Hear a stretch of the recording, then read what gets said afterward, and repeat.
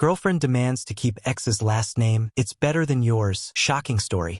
I'm a 29-year-old man, and I was engaged to Vanessa, 27, for 6 months. The wedding was planned for next spring. Everything seemed perfect until last Monday, when we were filling out preliminary paperwork for the marriage license. The clerk asked, "And will you be changing your name, miss?" "No, I'm going to keep Richardson." "You mean until the wedding?" "No, after 2. The clerk looked confused. I was confused. "But Richardson is your ex-husband's last name." "I know. So you'll be Vanessa Richardson even after marrying me?" "Obviously. Samuel Richardson sounds much better than Samuel Kowalski." "No offense, honey, but Polish names are so harsh." The clerk shifted uncomfortably. I sat there with my pen frozen in my hand. "You want to keep your ex-husband's last name because it sounds better than mine? Don't be dramatic. It's just aesthetic. Richardson flows better. It's more professional." "Professional? You know what I mean. Kowalski is so ethnic. Richardson opens doors." The casual prejudice, the entitlement, the fact that she said this in front of a government employee. "I see. Don't sulk. It's not personal. Keeping your ex-husband's last name instead of taking mine isn't personal? God, why are men so sensitive about names? We're in 2024. This isn't about feminism. You're choosing your ex's name over mine because it sounds better. Would you prefer I hyphenate?" Richardson Kowalski is a tongue twister. I signed where I needed to sign and stayed silent for the rest of the appointment. She chatted about wedding planning, oblivious to everything. That night, I thought for a bit, and then I planned for a bit. Tuesday morning, she went to her spa day with her bridesmaids. I had the day off. Time to work. First stop, Kleinfeld's. Yes, that Kleinfeld's where we bought her dream dress 3 months ago. I still had the receipt. "Sales associate, how can I help you today?" "I need to return a dress." "Here's the receipt." "Oh, the Nina Tornai. Is everything okay?" "The wedding's been called off." "I'm so sorry. Let me call my manager." 15 minutes later, I walked out with $8,437 credited back to my card. Their policy allowed returns within 6 months if the dress hadn't been altered yet. We were waiting for her final fitting next month. Lucky me. Next stop, David's Bridal. I canceled the 6 bridesmaid dresses. Got that deposit back too, $1,800. Then the venue. A bit more complicated. Venue manager, we don't normally refund deposits. The contract is only in my name. I'm canceling. Keep the deposit, but I want everything else I've paid returned. That's still $6,000 non-refundable. Check the contract. Section 8.3. Client may cancel with loss of initial deposit if done more than 6 months prior to event date. We're at 7 months. Ah yes, minus the $2,000 deposit. We'll refund you $4,500. The catering service gave me a full refund minus tasting costs, $3,800 back. By 3 p.m., I had recovered nearly $20,000 from the wedding expenses. I stopped by her favorite boutique, the one where she'd registered for gifts, where her friends had already bought things, and explained the situation to the manager. "The wedding's been called off. Could you notify anyone who asks that gifts should be returned?" The manager seemed understanding. Of course. How awful. It was another woman? Another man? Actually, her ex-husband. She can't let him go. I let her interpret that however she wanted. Last stop, travel agency. I booked a 2-week solo trip to Japan. I'd always wanted to go. I used part of the wedding refunds, first-class flights, luxury hotels, all-inclusive. Departure Thursday in 48 hours. I went home, moved all her things from the bedroom to the guest room, removed her wedding vision board from the kitchen wall, and put my travel itinerary in its place. Then the cherry on top. In her closet, where her $8,000 dress had hung in its pristine Kleinfeld bag, I left a note. "Since you prefer Richardson to Kowalski, I figured Richardson should pay for your dress. Good luck with that." The guy with the harsh name. Next to it, I hung a Polish flag. Petty? Perhaps. Satisfying? Definitely. She got home around 7, glowing from her spa day. "Honey, you should see my nails. They're perfect for the wedding." I was on the couch with my passport on the coffee table. "That's nice. What's with the passport?" "A trip to Japan. I'm leaving Thursday." "What? We hadn't planned a trip." "I did. A solo trip." "Solo? And the wedding planning." "What wedding?" She laughed. She actually laughed. "Don't be dramatic. There's no wedding, Vanessa. I canceled everything today." A smile wiped off her face like makeup in the rain. Vanessa froze for about 10 seconds, then ran to the bedroom. I heard the closet door slam open, and silence. And then, "What the heck? Where's my dress?" She came back furious, holding my note and the Polish flag. "You returned my dress?" "My dress. I paid for it. That was my dream dress. You should have dreamed about taking my last name too. This is about the name? You canceled our wedding over a name. You kept your ex-husband's last name because mine sounds too ethnic." "Yeah, that's that's worth canceling. She started texting furiously. I assumed her mom, her bridesmaids, her whole squad. You're a psychopath. That dress took months to arrive. Maybe Richardson will buy you a new one. Stop saying his name. It's your name. The one you chose. The one that opens doors. Her phone started ringing. She answered. Mom? He's lost his mind. He returned my dress. I could hear her mother shrieking through the phone. Why? Because I'm keeping Richardson? More shrieking. Apparently this was news to her mother too. It's just a better name. It's not about Derek. Derek, the ex's name I tried to forget existed. Her mother's voice got louder. I caught words like disrespectful and stupid girl. Vanessa hung up and turned to me. Happy? My mother's freaking out. Tell her to call Mr. Richardson. She actually threw the Polish flag at me. Caught it. This is so stupid. It's just a name. Exactly. It's just a name and you chose his. Hey, before we continue, if you're enjoying this story of standing up for yourself, hit that subscribe button and ring the bell so you don't miss what happens next. And drop a comment. Would you have done the same thing? Let me know below. She tried calling the boutiques. First, David's Bridal. Hello? Yes, I need to. What? He already did? I see. I don't understand. And Kleinfeld's. The Nina Tornai? Yes, returned today. But I see. The waiting list. Original 26 weeks. But my wedding is, I see. With each call, her face got paler. You returned everything? Cancelled. Got my money back. Your money? We planned this together. With my credit cards. And my name. Just like your last name. The one you're keeping. She sat heavily on the couch. Okay, we'll postpone. We'll plan something smaller. We're not postponing anything. We're done. Over a name? Overthinking my heritage is embarrassing. Over preferring your ex's identity to mine. Over the casual way you dismissed my family's name as harsh and ethnic. I didn't mean it that way. Yes, you did. You meant it exactly that way. Her phone buzzed. A text from her friend Chloe. She read it. Her face crumbled. You told the gift registry we broke up? The wedding's cancelled. People need to know. Chloe just returned my gift. She wants to know if I got back with Derek. Did you? You're keeping his name. She started crying. Not sad tears, angry tears. 3 years. You're throwing away 3 years. You threw them away when you decided Kowalski wasn't good enough for you. Wednesday morning, the real chaos began. You see, Vanessa had been very public about our engagement. An aspiring Instagram influencer with 15,000 followers, daily posts about wedding planning, the whole thing. She woke up to notifications. Girl, is it true? Did you really refuse to take his last name? Team Kowalski, honestly. Wait, Richardson is your ex's last name? Someone had screenshotted her old posts, the ones where she kept her ex's last name after their separation for professional reasons. Now keeping it after remarrying? The optics were bad. She tried damage control, posting a story, taking a break from social media. Some things are private. Comments poured in. Private? You posted every wedding detail for months. So you're marrying Richardson again? That dude dodged a bullet. She deleted Instagram before noon. Wednesday afternoon, her father called me. I liked Gregory, a solid guy, an immigrant himself from Italy. Gregory here. Samuel, what's this about a name? She wants to keep Richardson after we get married. Says Kowalski sounds too ethnic. A long pause. She said that to your face? In front of the county clerk. Yes. Unbelievable, he said. I'm sorry, Samuel. It's not your fault. It is. I raised her. I thought I'd taught her better. She made her choice. For the record, Kowalski is a good name. Strong name. My real name was Giovanetti. I changed it to Gordon when I came here. I still regret it. I'm keeping mine. Good. Keep your pride. And Samuel, a trip to Japan? Enjoy it. You deserve it. Her father knew about the trip. She told everyone, apparently painting me as the villain. But her father saw the truth. That night, Vanessa's friend group imploded. She was in a group chat with 5 other women, all married or engaged. All had taken their husband's last names, except one, Maya, who hyphenated. The chat leaked. Someone sent me screenshots. Vanessa, help. He's going crazy about the name thing. Friend 1, wait, you're keeping Richardson? Your ex's name. Vanessa, it sounds better. Friend 2, better than your fiance's name? Vanessa, Kowalski is just,